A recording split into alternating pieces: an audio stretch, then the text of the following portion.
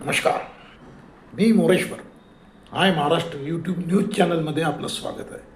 मोठी बातमी आहे. मालेगाव बॉम्बस्फोट खटल्याचा निकाल लागला आहे. तब्बल 17 वर्षानंतर हा निकाल आला आहे. राष्ट्रीय तपास यंत्रणा म्हणजे NIA यांच्या विशेष न्यायालयाने हा निकाल दिला आहे. या निकालाचं वैशिष्ट्य म्हणजे या खटल्यात सारे आरोपी सुटले आहेत, निर्दोष सुटले आहेत. साध्वी प्रज्ञासिंह ठाकूर सुटल्या. लेफ्टनंट कर्नल प्रसाद पुरोहित यासह एकूण 7 आरोपींची पुराव्याअभावी कोर्टाने निर्दोष सुटका केली आहे. म्हणजे हा धक्कादायक निकाल. बॉम्बस्फोट झाला, त्यात काही लोक मृत्युमुखी पडले, काही जखमी झाले. भगवा दहशतवाद हा शब्द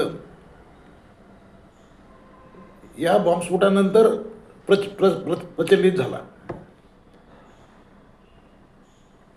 भगवा दहशतवाद,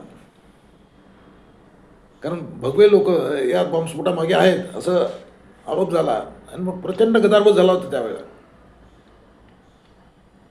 रमजानच्या महिन्यात मशिदीजवळ एका मोटरसायकलमध्ये हा बॉम्बस्फोट झाला होता. एकूण 6 लोक ठार झाले होते आणि 92 जखमी झाले होते.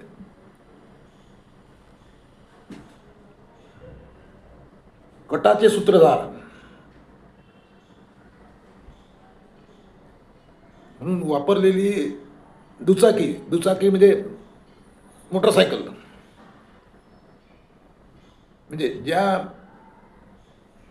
मोटरसायकलमध्ये बॉम्बस्फोट झाला ती मोटरसायकल साध्वी प्रज्ञासिंह हिची आहे असा आरोप होता.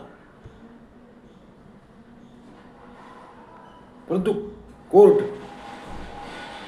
कोर्टामध्ये ते सिद्ध होऊ शकलं नाही. सरकारी वकिलांनी एकूण 323 साक्षी पुरावे उभे केले होते.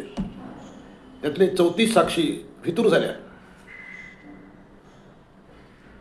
आता विशेष न्यायालयाने असं म्हटलं आहे की नैतिक पुराव्यांच्या आधारे कोणाला दोषी ठरवता येत नाही, भावनेच्या आधारे कोणाला दोषी ठरवता येत नाही.